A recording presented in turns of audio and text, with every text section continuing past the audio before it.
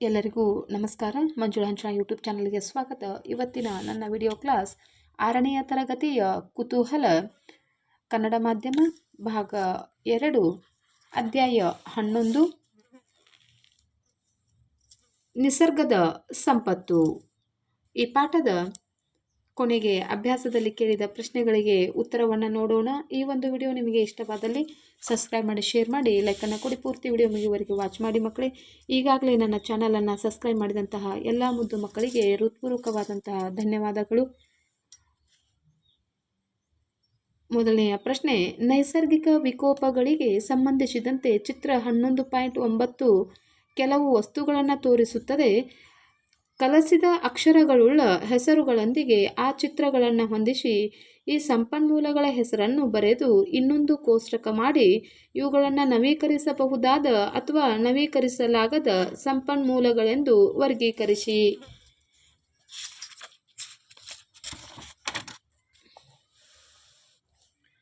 ವಸ್ತುಗಳು ಹಾಗೂ ಅವುಗಳ ಕಲಸಿದ ಹೆಸರು. ಮೊದಲನೆಯದಾಗಿ ನೀರು, 2 ಗಾಳಿಯಂತ್ರ, 3 ಅರಣ್ಯ, 4 ಬಂಡೆಗಳು. ಇನ್ನು ನವೀಕರಿಸಬಹುದಾದ ಸಂಪನ್ಮೂಲಗಳನ್ನು ನೋಡೋಣ. ನವೀಕರಿಸಬಹುದಾದ ಸಂಪನ್ಮೂಲಗಳು ನೀರು, ಗಾಳಿ, ಯಂತ್ರ ಮತ್ತು ಅರಣ್ಯ. ಇನ್ನು ನವೀಕರಿಸಲಾಗದ ಸಂಪನ್ಮೂಲಗಳು ಬಂಡೆಗಳು.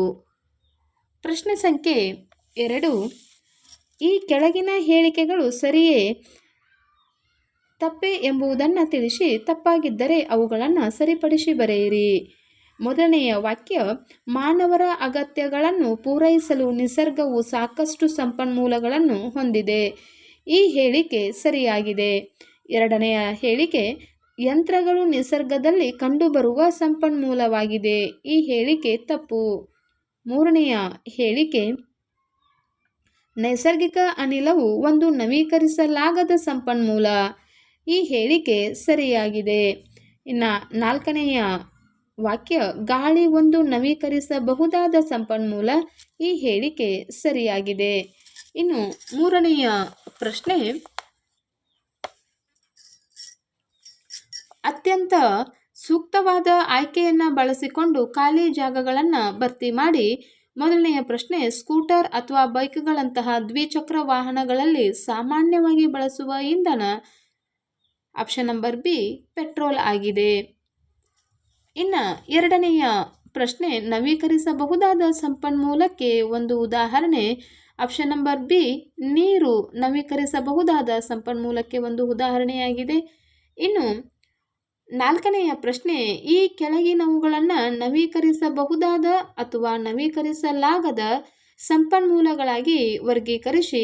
ಕಲ್ಲಿದ್ದಲು, ನೈಸರ್ಗಿಕ ಅನಿಲ, ಅರಣ್ಯಗಳು ಮತ್ತು ಖನಿಜಗಳು. ನವೀಕರಿಸಬಹುದಾದ ಸಂಪನ್ಮೂಲಗಳು ಅರಣ್ಯಗಳಾಗಿದ್ದರೆ, ಇನ್ನು ಎರಡನೆಯದಾಗಿ ನವೀಕರಿಸಲಾಗದ ಸಂಪನ್ಮೂಲಗಳು ಕಲ್ಲಿದ್ದಲು, ಖನಿಜಗಳು, ನೈಸರ್ಗಿಕ ಅನಿಲ. ಐದನೆಯ ಪ್ರಶ್ನೆ, ಪೆಟ್ರೋಲಿಯಂ ಅನ್ನು ನವೀಕರಿಸಲಾಗದ ಸಂಪನ್ಮೂಲ ಎಂದು ನಾವು ಏಕೆ ಹೇಳುತ್ತೇವೆ? ಉತ್ತರ, ಪೆಟ್ರೋಲಿಯಂ ಒಂದು ಪಳೆಯುಳಿಕೆ ಇಂಧನವಾಗಿದ್ದು ನಿರಂತರವಾಗಿ ಬಳಸಿದರೆ ಅದು ಮುಗಿದು ಹೋಗುತ್ತದೆ. ಮತ್ತೆ ಹೊಸದಾಗಿ ಉತ್ಪತ್ತಿ ಸಾಧ್ಯವಿಲ್ಲ, ಏಕೆಂದರೆ ಅದು ಉತ್ಪತ್ತಿಯಾಗಲು ಲಕ್ಷಾಂತರ ವರ್ಷಗಳನ್ನು ತೆಗೆದುಕೊಂಡಿದೆ. ಇದು ಸೀಮಿತ ಪ್ರಮಾಣದಲ್ಲಿ ಭೂಮಿಯ ಒಳಗೆ ಲಭ್ಯವಿದ್ದು ಮುಗಿದು ಹೋದರೆ ಮರುಪೂರ್ಣಗೊಳಿಸಲು ಆಗುವುದಿಲ್ಲ. ಆದುದರಿಂದ ಪೆಟ್ರೋಲಿಯಂ ಅನ್ನು ನವೀಕರಿಸಲಾಗದ ಸಂಪನ್ಮೂಲ ಎಂದು ಕರೆಯುತ್ತಾರೆ.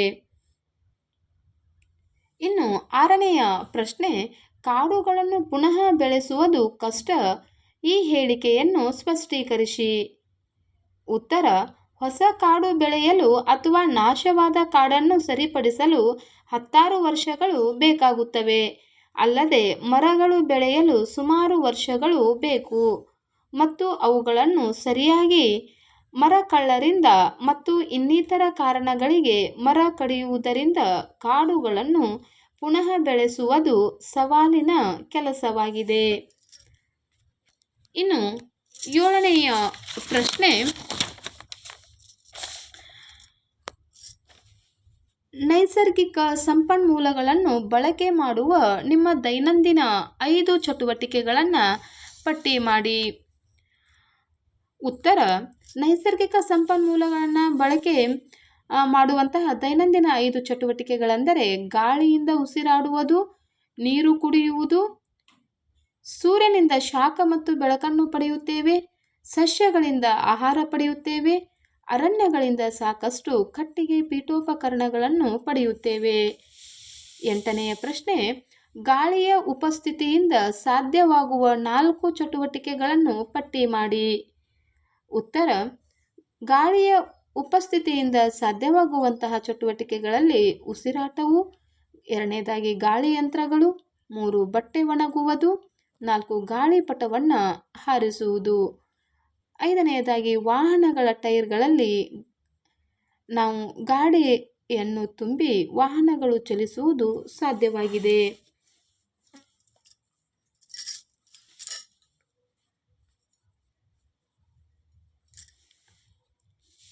ಇನ್ನು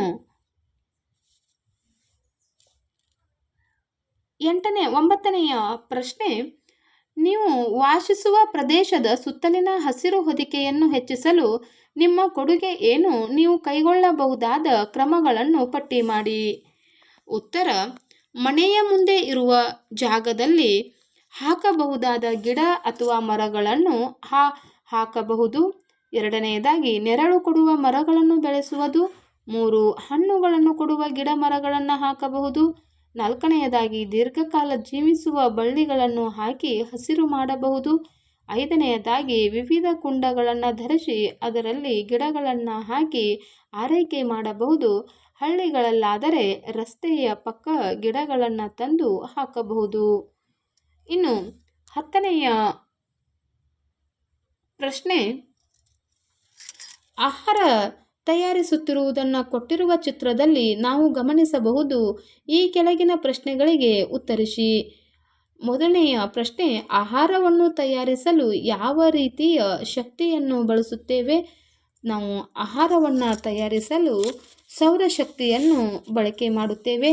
ಇನ್ನು 2ನೆಯ ಪ್ರಶ್ನೆ: ಆಹಾರ ತಯಾರಿಸಲು ಈ ರೀತಿಯ ಶಕ್ತಿಯನ್ನು ಬಳಸುವುದರ ಒಂದು ಅನುಕೂಲ ಮತ್ತು ಒಂದು ಅನನುಕೂಲವನ್ನು ಬರೆಯಿರಿ. ಅ ಪ್ರಶ್ನೆಗೆ ಉತ್ತರ: ಸೌರಶಕ್ತಿಯನ್ನು ಬಳಸಲಾಗುತ್ತದೆ. ಇನ್ನು ಆ ಪ್ರಶ್ನೆಯ ಅನುಕೂಲ: ಸೌರಶಕ್ತಿಯು ನವೀಕರಿಸಬಹುದಾದ ಸಂಪನ್ಮೂಲವಾಗಿದ್ದು ಇದರ ಬಳಕೆಯಿಂದ ಯಾವುದೇ ಮಾಲಿನ್ಯ ಉಂಟಾಗುವುದಿಲ್ಲ. ಇನ್ನು ಅನನುಕೂಲವನ್ನು ನೋಡೋದಾದರೆ ಸೂರ್ಯನ ಶಾಖ ಇಲ್ಲದ ಸಮಯದಲ್ಲಿ ಅಡುಗೆ ಮಾಡುವುದಕ್ಕೆ ಸಾಧ್ಯವಾಗುವುದಿಲ್ಲ. ಇನ್ನು 11ನೆಯ ಪ್ರಶ್ನೆ: ಮರಗಳನ್ನು ಬೃಹತ್ ಪ್ರಮಾಣದಲ್ಲಿ ಕಡಿಯುವುದರಿಂದ ಮಣ್ಣಿನ ಗುಣಮಟ್ಟದ ಮೇಲೆ ಕೆಟ್ಟ ಪರಿಣಾಮ ಉಂಟಾಗುತ್ತದೆ ಎಂದೇಕೆ ನೀವು ಯೋಚಿಸುವಿರಿ? ಉತ್ತರ: ಮರಗಳನ್ನು ಬೃಹತ್ ಪ್ರಮಾಣದಲ್ಲಿ ಕಡಿಯುವುದರಿಂದ ಮಳೆ ನೀರು ನೆಲದಲ್ಲಿ ಇಂಗುವುದು ಕಡಿಮೆಯಾಗಿ ಫಲವತ್ತಾದ ಮೇಲ್ಮಣ್ಣನ್ನು ತೆಗೆದುಕೊಂಡು ಕೊಚ್ಚಿ ಹೋಗುತ್ತದೆ ಅಥವಾ ಕೆರೆ ನದಿಗಳಿಗೆ ಸೇರುತ್ತದೆ. ಇದರಿಂದ ಫಲವತ್ತಾದ ಮಣ್ಣು ನಷ್ಟವಾಗಿ ಭೂಮಿ ಬರಡಾಗಿ ಯಾವುದೇ ಗಿಡ ಮರಗಳು ಬೆಳೆಯುವುದಿಲ್ಲ. 12ನೆಯ ಪ್ರಶ್ನೆ: ಗಾಳಿಯನ್ನು ಕಲುಷಿತಗೊಳಿಸುವ 2 ಮಾನವ ಚಟುವಟಿಕೆಗಳನ್ನು ವಿವರಿಸಿ. ವಾಯು ಮಾಲಿನ್ಯವನ್ನು ಕಡಿಮೆ ಮಾಡಲು ಸಹಾಯ ಮಾಡುವ ಒಂದು ಕ್ರಮವನ್ನು ಸೂಚಿಸಿ. ಉತ್ತರ: ವಾಹನಗಳನ್ನು ಹೆಚ್ಚಾಗಿ ಬಳಕೆ ಮಾಡುವುದು. ಇದರಿಂದ ಕಾರ್ಬನ್ ಡೈಆಕ್ಸೈಡ್ ಅಥವಾ ಕಾರ್ಬನ್ ಡೈಆಕ್ಸೈಡ್ನ ಬಿಡುಗಡೆಯಾಗಿ ಗಾಳಿ ಕಲುಷಿತವಾಗುತ್ತದೆ. 2ನೇದಾಗಿ ಅರಣ್ಯನಾಶದಿಂದಾಗಿ ಆಕ್ಸಿಜನ್ ಪ್ರಮಾಣ ಕಡಿಮೆಯಾಗಿ ಕಾರ್ಬನ್ ಡೈಆಕ್ಸೈಡ್ ಪ್ರಮಾಣ ಹೆಚ್ಚಾಗುತ್ತದೆ. ಇನ್ನು ವಾಯು ಮಾಲಿನ್ಯ ಕಡಿಮೆ ಮಾಡುವ ಕ್ರಮ: ಸಾರ್ವಜನಿಕ ವಾಹನ ಬಳಸುವುದು, ಕಾಡುಗಳನ್ನು ಹೆಚ್ಚು ಬಳಸುವುದು. 13ನೆಯ ಪ್ರಶ್ನೆ: ಒಂದು ಕುಟುಂಬವು ವಿದ್ಯುತ್ ಉತ್ಪಾದಿಸಲು ಸೌರ ಫಲಕಗಳನ್ನು, ಅಡುಗೆ ಮಾಡಲು ಅನಿಲ ಒಲೆಯನ್ನು ಮತ್ತು ಬಾವಿಯಿಂದ ನೀರನ್ನು ಮೇಲೆತ್ತಲು ಗಾಳಿಯಂತ್ರವನ್ನು ಬಳಸುತ್ತದೆ. ಒಂದು ವಾರ ಸೂರ್ಯನ ಬೆಳಕು ಇಲ್ಲದಿದ್ದರೆ ಏನಾಗುತ್ತದೆ? ಉತ್ತರ: ಒಂದು ವಾರ ಸೂರ್ಯನ ಬೆಳಕು ಇಲ್ಲದಿದ್ದರೆ ಸೌರ ಫಲಕಗಳು ವಿದ್ಯುತ್ ಉತ್ಪಾದಿಸುವುದಿಲ್ಲ. ಇದರಿಂದ ಬೇರೆ ವಿದ್ಯುತ್ ಮೂಲಗಳನ್ನು ಅವಲಂಬಿಸಬೇಕಾಗುತ್ತದೆ. ಎರಡನೆಯದಾಗಿ ಅಡುಗೆ ಮಾಡಲು ಅನಿಲ ಒಲೆ ಮತ್ತು ಬಾವಿಯಿಂದ ನೀರನ್ನು ಮೇಲೆತ್ತಲು ಗಾಳಿ ಯಂತ್ರವನ್ನು ಬಳಸುವುದು. ಇದರಿಂದ ಸೂರ್ಯನ ಬೆಳಕಿನ ಅವಶ್ಯಕತೆ ಇರುವುದಿಲ್ಲ. ಇನ್ನು 14ನೆಯ ಪ್ರಶ್ನೆಯನ್ನು ನೋಡೋಣ. ಕೆಳಗೆ ನೀಡಿರುವ ಪದಗಳನ್ನು ಬಳಸಿಕೊಂಡು ಖಾಲಿ ಜಾಗಗಳನ್ನು ಭರ್ತಿ ಮಾಡಿ. ಪಳಿಯುಳಿಕೆ ಇಂಧನಗಳು ಅರಣ್ಯ, ಗಾಳಿ, ಪೆಟ್ರೋಲಿಯಂ, ಕಲ್ಲಿದ್ದಲು, ನೀರು ಮತ್ತು ನವೀಕರಿಸಲಾಗದ ಸಂಪನ್ಮೂಲ. ನೈಸರ್ಗಿಕ ಸಂಪನ್ಮೂಲಗಳು ಅದರಲ್ಲಿ 2 ಪ್ರಕಾರ. ಒಂದು ನವೀಕರಿಸಲಾಗದ ಸಂಪನ್ಮೂಲಗಳು, ಇನ್ನು ಎರಡನೆಯ ಪ್ರಕಾರ ನವೀಕರಿಸಬಹುದಾದ ಸಂಪನ್ಮೂಲಗಳು. ನವೀಕರಿಸಲಾಗದ ಸಂಪನ್ಮೂಲಗಳಲ್ಲಿ ಪಳಿಯುಳಿಕೆ ಇಂಧನಗಳು ಬರುತ್ತವೆ ಮಕ್ಕಳೇ. ಇನ್ನು ನವೀಕರಿಸಬಹುದಾದ ಸಂಪನ್ಮೂಲಗಳಲ್ಲಿ ಅರಣ್ಯ, ಗಾಳಿ, ನೀರು ನಾವು ಹೇಳಬಹುದು. ಇನ್ನು ಪಳಿಯುಳಿಕೆ ಇಂಧನಗಳು ಯಾವ್ಯಾವೆಂದರೆ ಪೆಟ್ರೋಲಿಯಂ, ನೈಸರ್ಗಿಕ ಅನಿಲ ಮತ್ತು ಕಲ್ಲಿದ್ದಲು. ಇವು ಪಳೆಯುಳಿಕೆ ಇಂಧನಗಳಾಗಿದ್ದು ನವೀಕರಿಸಲಾಗದ ಸಂಪನ್ಮೂಲಗಳಿಗೆ ಉದಾಹರಣೆಗಳಾಗಿವೆ. ಇನ್ನು 15ನೆಯ ಪ್ರಶ್ನೆ, ಕೈಗಾರಿಕೆಗಳು ಮತ್ತು ವಸತಿಗಳ ಅವಶ್ಯಕತೆಗಳನ್ನು ಪೂರೈಸಲು ಮರಗಳಿಗಾಗಿ ಬೇಡಿಕೆ ಹೆಚ್ಚುತ್ತಿದೆ. ಅದಕ್ಕಾಗಿಯೇ ನಿರಂತರವಾಗಿ ಮರಗಳನ್ನು ಕಡಿಯಲಾಗುತ್ತಿದೆ. ಇದನ್ನು ಸಮರ್ಥಿಸಬಹುದೇ? ಚರ್ಚಿಸಿ ಮತ್ತು ಸಂಕ್ಷಿಪ್ತ ವರದಿಯನ್ನು ತಯಾರಿಸಿ. ಕೈಗಾರಿಕೆಗಳು ಮತ್ತು ವಸತಿಗಳ ಅವಶ್ಯಕತೆಗಳನ್ನು ಪೂರೈಸಲು ಮರಗಳಿಗೆ ಬೇಡಿಕೆ ಹೆಚ್ಚುತ್ತಿದೆ. ಆದರೆ ಇದು ಸಮರ್ಥನೀಯವಲ್ಲ. ಕಾಡುಗಳು ಆಮ್ಲಜನಕ, ವನ್ಯಜೀವಿಗಳಿಗೆ ಆಶ್ರಯ ಹಾಗೂ ಮಣ್ಣಿನ ಸವೆತ ತಡೆಗಟ್ಟುತ್ತವೆ. ಕಾಡುಗಳ ನಾಶದಿಂದ ಹವಾಮಾನ ವೈಪರೀತ್ಯ, ಜಲಚಕ್ರಗಳ ಏರುಪೇರು ಉಂಟಾಗುತ್ತದೆ. ಆದ್ದರಿಂದ ಮರ ಕಡಿಯುವುದರ ಮೇಲೆ ಕಠಿಣ ಕ್ರಮ ಜಾರಿಗೆ ತರುವುದು ಮರು ಅರಣ್ಯೀಕರಣ ಅಗತ್ಯವಾಗಿದೆ.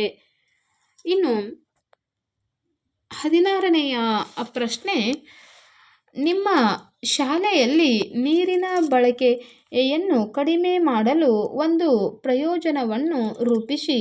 ಯೋಜನೆಯನ್ನು ಕಾರ್ಯಗತಗೊಳಿಸಲು ನೀವು ಯಾವ ಕ್ರಮಗಳನ್ನು ತೆಗೆದುಕೊಳ್ಳುತ್ತೀರಿ ಮತ್ತು ಅದು ಪರಿಸರಕ್ಕೆ ಹೇಗೆ ಸಹಾಯ ಮಾಡುತ್ತದೆ? ಉತ್ತರ: ನೀರಿನ ಬಳಕೆ ಕಡಿಮೆ ಮಾಡಲು ಯೋಜನೆಗಳು. ಒಂದು, ನೀರಿನ ಸಮರ್ಥ ನಲ್ಲಿಗಳು ಮತ್ತು ಶೌಚಾಲಯ ನಿರ್ಮಾಣಗಳನ್ನು ಮಾಡುವುದು. ಇನ್ನು ಎರಡನೆಯದಾಗಿ, ನೀರಿನ ಬಳಕೆ ಕಡಿಮೆ ಮಾಡುವುದಕ್ಕಾಗಿ ನೀರಿನ ಸೋರಿಕೆಯಾಗುವುದನ್ನು ಸರಿಪಡಿಸಬೇಕು. ಮೂರನೆಯದಾಗಿ, ಮಳೆ ನೀರು ಕೊಯ್ಲು ವ್ಯವಸ್ಥೆ ಅಳವಡಿಸಿಕೊಳ್ಳುವುದು. ಇನ್ನು ಯೋಜನೆಯನ್ನು ಕಾರ್ಯಗತಗೊಳಿಸುವಂತಹ ಕಾರ್ಯಕ್ರಮಗಳು: ನೀರು ಪೋಲಾಗುವ ಸ್ಥಳಗಳನ್ನು ಗುರುತಿಸುವುದು. ಎರಡನೆಯದಾಗಿ, ನಿಯಮಿತ ನೀರಿನ ಬಳಕೆಯ ಮೇಲ್ವಿಚಾರಣೆ ಮಾಡುವುದು. ಮೂರನೆಯದಾಗಿ, ಜಾಗೃತಿ ಮೂಡಿಸಲು ಕಾರ್ಯಾಗಾರಗಳನ್ನು ನಡೆಸುವುದು. ನಾಲ್ಕನೆಯದಾಗಿ, ಇನ್ನು ಪರಿಸರದ ಪ್ರಯೋಜನಗಳನ್ನು ನೋಡೋದಾದರೆ, ಜವಾಬ್ದಾರಿಯುತವಾದ ನೀರಿನ ಬಳಕೆ ಮಾಡುವುದನ್ನು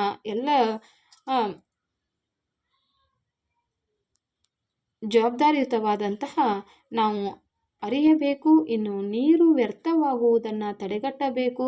ಅತಿಯಾಗಿ ನೀರು ಪೋಲಾಗುವುದನ್ನು, ನಲ್ಲಿಗಳನ್ನು ನಾವು ನೀರು ತೆಗೆದುಕೊಂಡು ಅದನ್ನು ಸರಿಯಾಗಿ ಬಂದ್ ಮಾಡಬೇಕು. ಇಲ್ಲದಿದ್ದರೆ ಅಲ್ಲಿ ನೀರು ಪೋಲಾಗುವ ವ್ಯವಸ್ಥೆ ಇರುತ್ತದೆ. ಇನ್ನು ಮೂರನೆಯದಾಗಿ, ನೀರಿನ ಮಲಿನತೆಯನ್ನು ಕಡಿಮೆ ಮಾಡಬೇಕು. ಆದಷ್ಟು ನೀರನ್ನು ಸ್ವಚ್ಛತೆಯಾಗಿ ಇಡುವಂತಹ ವ್ಯವಸ್ಥೆಯನ್ನು ನಾವು ಮಾಡಿಕೊಂಡರೆ ನೀರಿನ ಮಲಿನತೆಯ ಪ್ರಮಾಣವನ್ನು ಕಡಿಮೆ ಮಾಡಬಹುದು. ಮಕ್ಕಳೇ, ಇದುವರೆಗೂ